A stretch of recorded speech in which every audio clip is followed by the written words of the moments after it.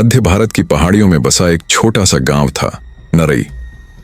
चारों तरफ घने जंगल, जिसके बीचों बीच एक विशाल खाई से ढंका हुआ पुराना कुआं था। गांव वाले उस कुएं को काला कुआं कहते थे इस कुएं में पानी से ज्यादा आवाजें हैं, और आवाजों में सबसे ज्यादा डर वह है जो रात के बाद सुनाई देता है। कुआं सदियों पुराना था। उसका पानी सूख चुका था, पर उसकी खामोशी और अंदर का काला अंधेरा किसी चीज का इंतजार करता हुआ लगता था, या शायद किसी को वापस बुलाता हुआ। गांव के बूढ़े कहावत कहते थे, इस कुएं में जो एक बार झांक ले वो दोबारा कभी पहले जैसा नहीं रहता। पर आजकल के लड़कों को इन बातों पर हंसी आती थी, खासकर आरव को। आरव 20 साल का कॉलेज छात्र था। शहर में पढ़ता था, पर छुट्टियों में गांव आ गया था। उसे भूत प्रेत, चुड़ैल, आत्माओं जैसी चीजों में कोई यकीन नहीं था। उसके दादू हरिराम हमेशा चेतावनी देते थे, रात होते ही उस कुएं की तरफ मत जाना। उसे बंद क्यों किया गया, ये कोई मजाक नहीं है। पर आरव के लिए ये सब कहानियां बस बड़ों की पुरानी बातें थीं। एक शाम दादू ने आरव को अपने पास बुलाया। तुम हंसते हो इन बातों पर बेटा, जिसने इस कुएं की आवाजें सुनी हैं उसने कभी चैन से नींद नहीं ली। आरव हंस पड़ा। दादू, आवाजें होती हैं तो चलो आज रात मैं जाकर सुनकर आ जाता हूं। दादू का चेहरा तुरंत उतर गया। उनकी आंखों में एक पुराना डर चमक उठा।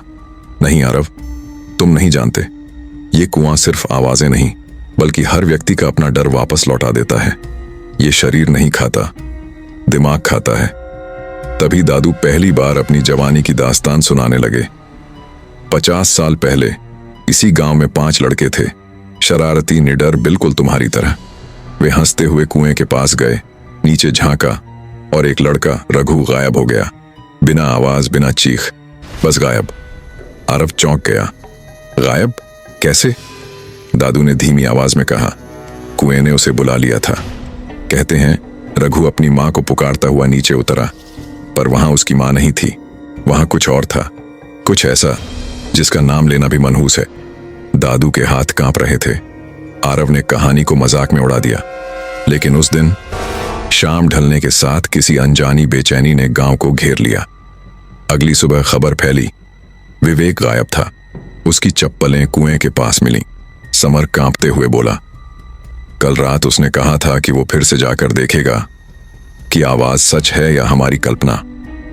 सब गांव वाले कुएं के पास जमा हुए। चारों तरफ सिर्फ हवा थी, पर हवा में कुछ था, एक अजीब सन्नाटा जो सामान्य सन्नाटे से अलग था। आरव को अचानक कुएं से आवाज आई, आरव, तुम्हारा दोस्त नीचे मेरा साथ चाहता है। वह डर के मारे पीछे हट गया। तीसरी रात सबसे भयावह थी। समर अपने घर में अकेला था। बाहर तेज बारिश हो रही थी। उसके कमरे की लाइट झपक रही थी, और तभी उसके कमरे की दीवारें धीरे धीरे गीली होने लगीं। पानी नहीं, काली बदबूदार कुएं का कीचड़ टपकने लगा। समर चीख पड़ा। काले कीचड़ में से लंबी उंगलियां बाहर निकलीं, फिर एक काली परछाई। समर भागा, लेकिन दरवाजे अपने आप बंद हो गए।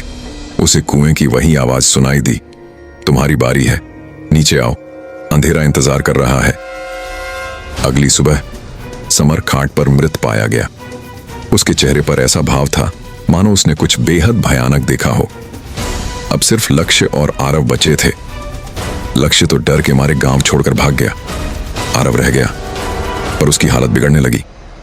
हर रात उसे सुनाई देता, थक थक थक आवाजें, फुसफुसाहटें और कुएं की गहरी भारी आवाज।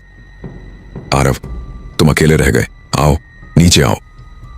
आरव ने दादू से कहा। ये आवाजें रुकती क्यों नहीं? दादू ने कहा, कुएं ने तुम सबको चुना है। जो भीतर देखता है उसे कुआं कभी पीछा नहीं छोड़ता। आरव के हाथ कांप रहे थे। उसकी आंखें सूज गई थीं। वह जागता था तो भी आवाजें आती थीं, सोता था तो भी। अब वह वास्तविकता और कल्पना का फर्क भूल रहा था। रात के 2 बजे खिड़की अपने आप खुल गई। कोई धीरे से फुसफुसाया, आरव, मैं तुम्हारी मां हूं, नीचे आओ बेटा। आरव टूट गया। उसकी मां की मौत तब हुई थी जब वह 10 साल का था। आवाज बिल्कुल उसकी मां जैसी थी। एक एक शब्द, वही सुर। आरव रो पड़ा। मां, वह खिड़की की ओर बढ़ा। तभी दादू आ गए। उन्होंने जोर से चिल्लाया, ये तुम्हारी मां नहीं है। और उन्होंने आरव को जोर से पकड़ा। खिड़की से बाहर झांका तो उधर कोई नहीं था, सिर्फ अंधेरा। दादू ने आखिरकार पूरा सच बताया। 50 साल पहले कुएं में एक स्त्री को जिंदा फेंक दिया गया था। उसे डायन कहा गया था, पर असल में वह निर्दोष थी। मरते वक्त उसने श्राप दिया, जो भी इस अंधे कुएं में झांकेगा, मैं उसकी सबसे प्यारी आवाज बनकर उसे वापस बुलाऊंगी। वह मर गई, पर उसकी आत्मा नहीं मरी। वह कुएं में ही फंसी रही, सदी दर सदी, नफरत और तड़प से भरी हुई। अगली रात आरव ने फैसला किया, मैं इस सब को खत्म करूंगा, नहीं तो यह कुआं एक एक करके सबको निगल जाएगा। वह लालटेन लेकर कुएं के पास पहुंचा। आसमान में बादल गरज रहे थे, हवा भारी थी, जंगल अंधेरे से दम घुटा रहा था। आरव ने कुएं में झांका।